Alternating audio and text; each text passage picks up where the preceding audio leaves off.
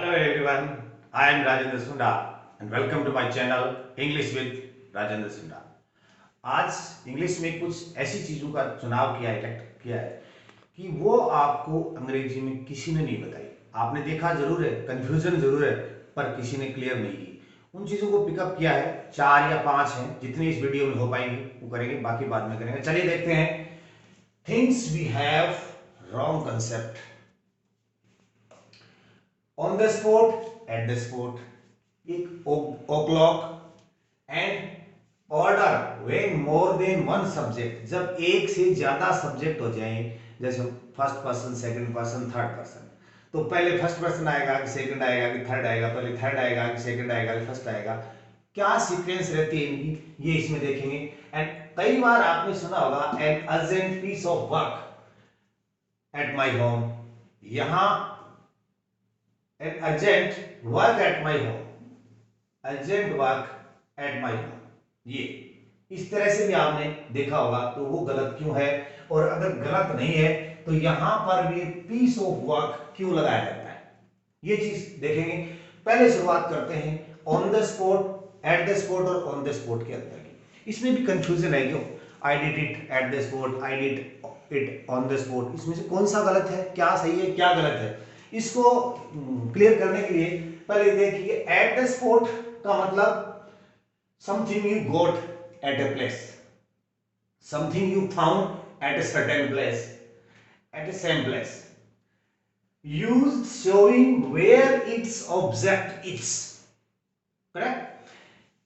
Used showing where its object is, ये सिर्फ eight the spot सिर्फ ये शो करता है कि जो ऑब्जेक्ट, जो नाउन जिसकी आप बात चला रहे हो, बात कर रहे हो जिस आर्टिकल की, वो कहां है, उसकी डेस्टिनेशन जस्ट ये शो करता है एट द स्पॉट। एट देखिए इधर, the car is at the spot where I left it, I found it there, where I left it at the spot, at the spot where I left it I found it. Okay, इसी तरह से दूसरा sentence भी इस तरह से हो सकता है। इधर ऑन द स्पॉट देखिए, ऑन द स्पॉट का मतलब प्रॉम्प्ट डिसीजन, डेस्टिनेशन से कोई मतलब नहीं है इसका, इमीडिएट डिसीजन,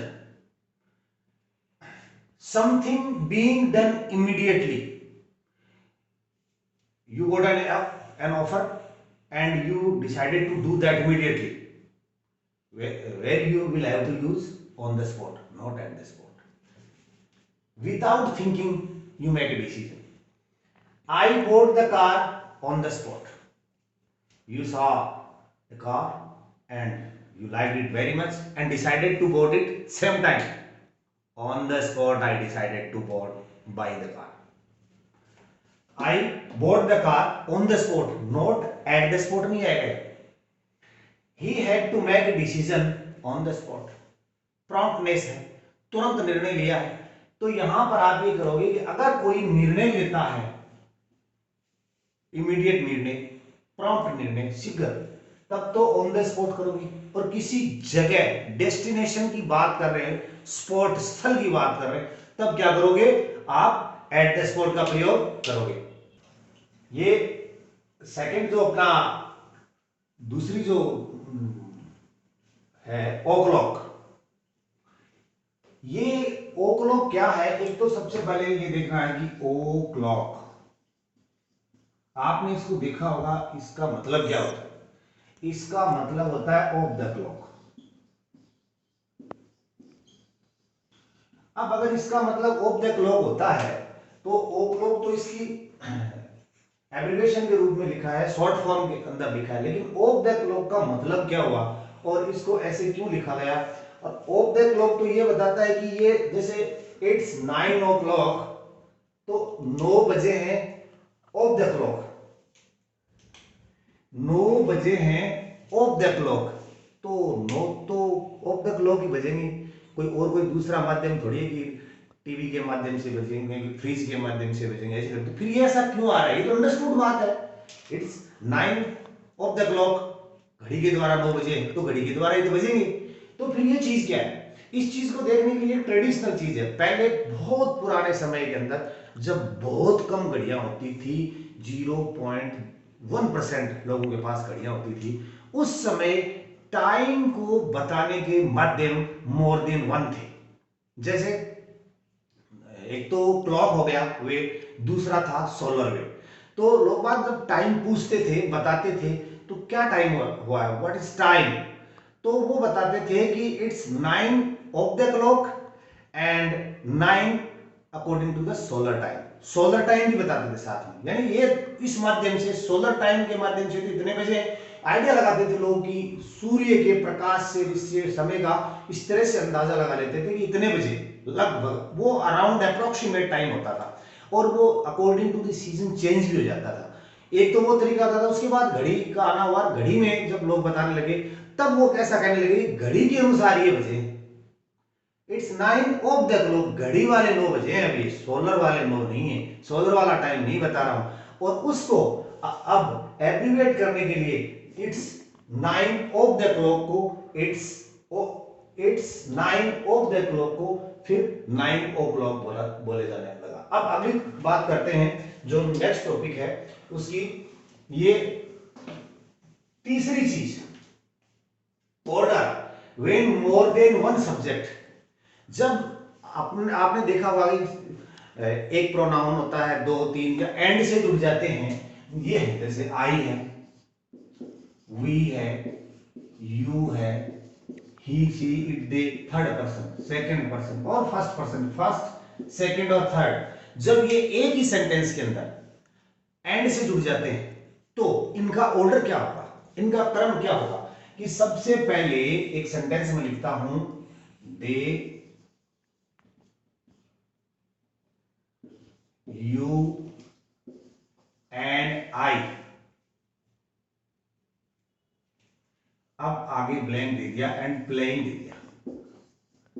अब ये वर्ब भरना तो बाद की बात है, ये तो बात की बात है, इसमें वर्ब तो प्लूरल आएगा, ठीक है। लेकिन ये जो सीक्वेंस है इसकी, ये first person, second person, third person, इसमें पहले कौन सा आएगा, बाद में कौन सा आएगा, ऐसा बहुत सारी एग्जामिनेशंस में क्वेश्चन पूछा जाता है, और उसका उत्तर लोग बाग ज्यादातर गलत कर देते हैं, क्योंकि ये चीज कभी किसी ने बताई नहीं। तो इसका देखिए अपने पास, ये आप इसका ऐसे ध्यान रखोगे, 1 2 3, first person, second person, third person है, ओके। जब एक से ज्यादा तीनों person, first person, second person और थर्ड पर्सन एक साथ आ जाते हैं, एंड से जुड़ जाते हैं, तो उनका जो ऑर्डर है वो क्या होगा, उनका क्रम क्या होगा, वो क्रम ये होगा, इसको हटाओ और यहां कर दो, बस 2 3 1 ये हो जाएगा। तो यानी अब क्या करोगे, यू,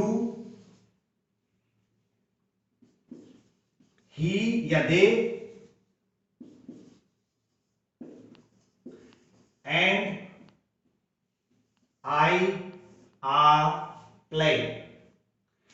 इसका जो एक नंबर है उसको आप लास्ट में कर दोगे, फर्स्ट पर्सन को, सेकंड आएगा सबसे पहले, थर्ड आएगा बाद में, और फर्स्ट आएगा सबसे बाद में। ये इसका ऑर्डर होता है। इस हिसाब से इसको आपको किसी सेंटेंस में यूज करना है। कोई भी सेंटेंस आ जाए, सबसे पहले शुरुआत करनी है सेकंड से, देन थर्ड से, देन फर्स्ट से, इस तरह से इसका ऑर्डर हर एग्जामिनेशन में होना चाहिए। अब लास्ट बात एक और है, बहुत इंपॉर्टेंट है, इसको देखिए, वॉक। हमने बहुत पहले ये पढ़ते थे कि आई have an urgent work at my home and I have N urgent piece of work at my home। अब ये चीज किसी ने बताई नहीं, बहुत कहते हैं कि ये सही है, ये चीज सही है, an urgent piece of work आएगा, यहां पे आपको पीस ऑफ वर्क करना है, अर्जेंट वर्क के यहां पर पीस आना चाहिए। पर क्यों बताया नहीं? कारण क्या है इसका? इसका कारण ये है कि कुछ जो जैसे वर्क, एडवाइस, शॉप, ये चीजें जो अनकाउंटेबल होती हैं, उनसे आगे आप पहले आर्टिकल नहीं लगा सकते। ए शॉप नहीं कह सकते, ए एडवाइस, ही प्रोवाइडेड मी या he gave me an advice, no, some advice या ए पीस ऑफ एडवाइस। ठीक है। सोप का तो हम ट्रेडिशनली गलत इस्तेमाल करते हैं केक के रूप में, जबकि सोप का मतलब या तो ए केक ऑफ सोप या बार ऑफ सोप, ये भी अनकाउंटेबल है। और वर्क, एक काम, मेरे घर पे एक काम है, एक काम नहीं होता कुछ भी। A piece of work, not a work but a piece of work. तो आप क्या करोगे?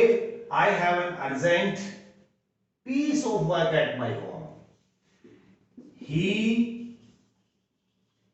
gave me an advice, नहीं, some advice या a piece of advice या a piece of advice, ये आएगा। soap, I need a soap, no, I need a bar of soap, I need a cake of soap। Chocolate नाम सुना होगा आपने, तो चॉकलेट भी अनकाउंटेबल है और अपन इसका प्रयोग करते हैं जनरली काउंटेबल के रूप में। मेरे को एक चॉकलेट दो, दो चॉकलेट दो, ऐसा नहीं। चॉकलेट एक पाउडर होता है और दैट इज अनकाउंटेबल। अगर आपको चॉकलेट मांगना है तो आप ये से बोलोगे give me A candy of chocolate, 2 pieces of chocolate.